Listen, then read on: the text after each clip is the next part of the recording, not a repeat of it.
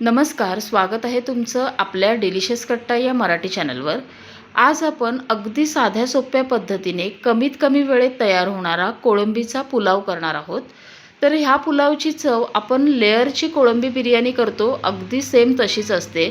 खूप सुंदर होतो। याचा प्रत्येक शीत हे छान असं मोकळं सुटसुटीत होतं। कोळंबी ही अगदी व्यवस्थित शिजते, चवीला तर अप्रतिम लागते। त्यामुळे अशी कोळंबीचा पुलाव तुम्हीही नक्की ट्राय करा। माझी रेसिपी जर आवडली तर माझ्या व्हिडिओला लाईक करा आणि जर माझ्या चॅनलला सबस्क्राईब केला नसाल तर माझ्या चॅनलला सबस्क्राईब करा। तर चला आता हा कोळंबीचा पुलाव कसा करायचा आहे ते बघूया। आता कोळंबीचा पुलाव करण्यासाठी इथे मी अर्धा किलो कोळंबी घेतले सोलून। आता ही सोलून कोळंबी अर्धा किलो आहे। आता याचं वरचं कवर काढून त्याला एक पाटी काळा धागा असतो कोळंबीला तो काढून स्वच्छ करून घेतला आहे आणि स्वच्छ धुवून अशी ही कोळंबी घेतली आहे। आता आपल्याला याला मॅरिनेट करायचं आहे। त्यासाठी याच्यात घालायची थोडी हळद, मीठ घालायचं आणि एक अर्धा लिंबाचा रस याच्यावर पिळायचा। त्यानं काय होतं, कोळंबीला जो वास असतो तो निघून जातो। आता हे सगळं हाताने व्यवस्थित मिक्स करायचं आणि मिक्स करून आपल्याला याला मॅरिनेशन करण्यासाठी एक अर्धा तास असंच बाजूला ठेवून द्यायचं आहे। आता इथे पुलाव करण्यासाठी मी काय काय साहित्य घेतलं आहे बघा। इथे मी अर्धा किलो बासमती तुकडा तांदूळ घेतला आहे। आता मी घरातल्या वाटीने मोजले तर हे 3 वाट्या तांदूळ आहेत। आता याला भिजत नाही घालायचं, फक्त धुवून घ्यायचं। जर तुम्ही बासमतीचा मोठा तांदूळ वापरत असाल तर तो धुवून एक 15 ते 20 मिनिटं भिजवून घ्यायचा। 3 मोठे कांदे असे उभे चिरून घेतलेत, एक टोमॅटो चिरून घ्यायचा, मोठा चमचा आलं लसूण पेस्ट, खूप कोथिंबीर अशी चिरून घ्यायची, 2 चमचे बिर्याणी मसाला, अर्धा चमचा हळद, 1.5 चमचा धने जिरे पावडर, 1 चमचा गरम मसाला, थोडी पुदिन्याची पानं, एक 1.5 चमचा लाल तिखट आणि चवीप्रमाणे मीठ घेतले। आता लगेच पुलाव करायला सुरुवात करूया। गॅसवरती कुकर ठेवला आहे। कुकरमध्ये मोठे 3 ते 4 चमचे तेल घालून घ्यायचं। तेल थोडं गरम होऊ देऊया। आता तेल गरम झालं की त्याच्यामध्ये 1 चमचा जिरं आणि 1 तमालपत्र घालून घ्यायचं। आता जिरं फुललं की आपण जे कांदे चिरून ठेवलेत ते घालायचे। आता इथे मी खडे मसाले वापरले नाही आहेत, कारण मी एव्हरेस्टचा बिर्याणी मसाला घेतला आहे, त्याच्यामध्ये अगोदरच खडे मसाले आहेत, त्याच्यामुळे मी परत घातले नाही आहेत। आता हा कांदा थोडा गुलाबी रंगावरती परतून घेऊया। आता इथे कांदा थोडा परतत आला की याच्यामध्ये आलं लसूणची पेस्ट घालून घ्यायची, म्हणजे कांदा भाजताना त्याबरोबर आलं लसूण देखील भाजलं जातं आणि आलं लसूणचा जो कच्चा वास असतो तो निघून जातो। आता इथे कांदा आणि आलं लसूण व्यवस्थित परतून झालं आहे बघा, कांदाही चांगला भाजला आहे। आता याच्यामध्ये टोमॅटो घालायचे आणि टोमॅटो घातल्यानंतर याच्यात थोडं मीठ घालायचं, म्हणजे टोमॅटो लवकर मऊ होतील। आता हे थोडं भाजून घेऊया परत। आता इथे कांदा टोमॅटो छान मऊ झालं आहे। आता गॅस कमी करायचा आणि आपल्याला आता ह्याच्यात मसाले घालायचे आहेत। लाल तिखट घालूया, धने जिरे पावडर, गरम मसाला, हळद आणि बिर्याणी मसाला। आता हे सगळे मसाले थोडे परतून घ्यायचे। मसाले घालताना गॅस कमीच करायचा।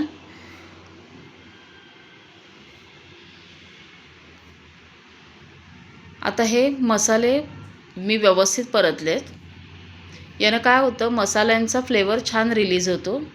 आता आपण जी मॅरिनेट करून ठेवलेली कोळंबी होती ती याच्यात घालायची आणि आता ही कोळंबी या कांदा आणि मसाल्याबरोबर छान परतायची आहे।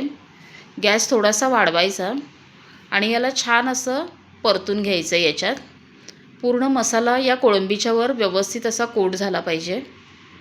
आता याला आपण व्यवस्थित परतून घेऊया।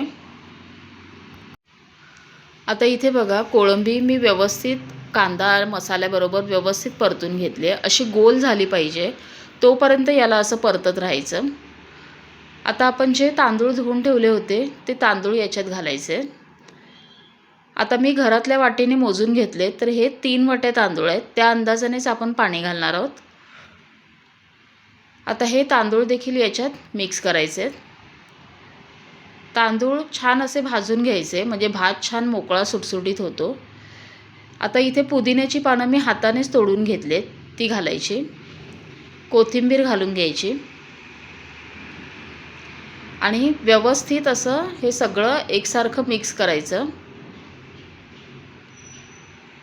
तांदूळ आणि सगळे मसाले, कोळंबी सगळं एकसारखं करून घ्यायचं आहे. आता इथे बघा, इथे मी सगळं असं व्यवस्थित एकसारखं मिक्स करून घेतलं आहे. तांदूळ, कोळंबी सगळे मसाले छान मिक्स झाले आहेत. आता मगाशी आपण टोमॅटोत मीठ घातलं होतं, आता राहिलेलं मीठ मी इथे घालून घेतलं आहे. कोळंबी मॅरिनेट करताना देखील आपण मीठ लावलं होतं, त्यामुळं त्या अंदाजाने मीठ घालायचं. आणि नंतर पाणी घातल्यावर देखील तुम्ही चेक करू शकता, जर कमी वाटलं तर घालू शकता त्यावेळेस. आता मी घरातल्या वाटीने मोजल्यावर हे 3 वाट्या तांदूळ झाले होते. तर 3 वाट्या तांदळासाठी मी इथे 6 वाटी पाणी घेणार आहे. तर मी बाजूला पाणी गरम करायला ठेवलं होतं. तर आता हे पाणी याच्यात घालून घेऊया. सगळं मिक्स करायचं. हे पाण्याचं प्रमाण अगदी परफेक्ट आहे. याने अजिबात भात मऊ होत नाही, छान सुटसुटीत मोकळा तयार होतो. आता याला एक उकळी आणायची चांगली. आता याला उकळी यायला सुरुवात झाली आहे. आता झाकण लावायचं आणि मीडियम टू हाय गॅसवर फक्त याला एकच शिटी करून घ्यायची.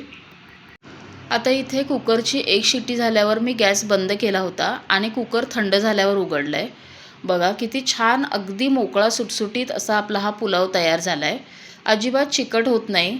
याला हलक्या हाताने असं खालून वरपर्यंत असं थोडं हलवायचं, हलक्या हाताने हलवायचं, म्हणजे खाली जी गरम वाफ असते ती बाहेर पडते आणि आपला भात खूप मऊ पडत नाही, छान असा सुटसुटीत राहतो.